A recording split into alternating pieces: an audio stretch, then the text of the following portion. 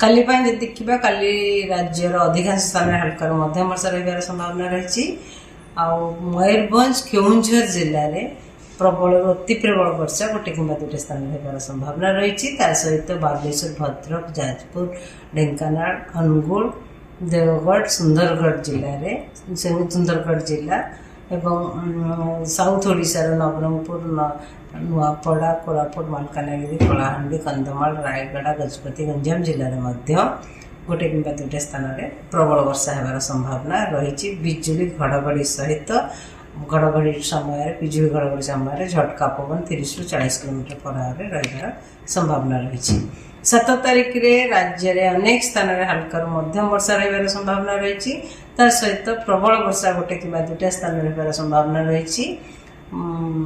सुंदरगढ़ झारसुगुड़ा मयूरभंज केउंझर बालेश्वर भद्रक जिले में आमर उत्तर ओडिशार जिला गुड़िक एवं उपकूलवर्ती अंचल जिला गुड़िक वर्षा सहित गोटे दुटा स्थान में बिजुली घड़घड़ी और झटका पवन 30 ରୁ 40 किलोमीटर पर आवर रही संभावना रही। 8 तारिख में उत्तर ओडिशा रे अनेक स्थान हल्का मध्यम वर्षा रही। दक्षिण ओडिशा रे किछि किछि स्थान हल्का मध्यम वर्षा रही संभावना रही। सहित उत्तर ओडिशा और उपकूलवर्ती अंचल ओडिशार अंचल जिला गुड़िक गोटे कि दुटा स्थान में वर्षा सहित बिजुली घड़घड़ी झटका पवन 30 ରୁ 40 किलोमीटर पर रही संभावना रही। मयूरभंज केउंझर सुंदरगढ़ जिले में गोटे कि दुटे स्थान में प्रबल वर्षा रही संभावना रही। 9 तारिख में उत्तर ओडिशा रे अनेक स्थान हल्का मध्यम वर्षा होबार संभावना रही। दक्षिण ओडिशा रे किछि किछि स्थान हल्का मध्यम वर्षा रहिबो। सहित राज्य में गोटे कि दुटे स्थान में वर्षा सहित बिजुली घड़घड़ी झटका पवन भी रही संभावना रही। झटका पवन वेग रही 30 ରୁ 40 किलोमीटर पर आवर। मयूरभंज जिले में प्रबल अति प्रबल वर्षा गोटे कि दुटे स्थान होबार संभावना रही।